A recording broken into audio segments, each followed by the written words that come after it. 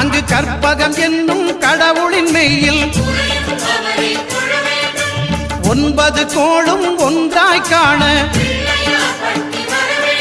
அங்கு கற்பகம் என்னும் கடவுளின் மெய்யில் சூரியன் முதலாய் 9 கிரகமும் பலவித குணங்களை கொண்டிருக்கும் எங்கள் கற்பக தருவில் அவை வரும்போது ஒன்றாய் சேர்ந்து பலனளிக்கும்.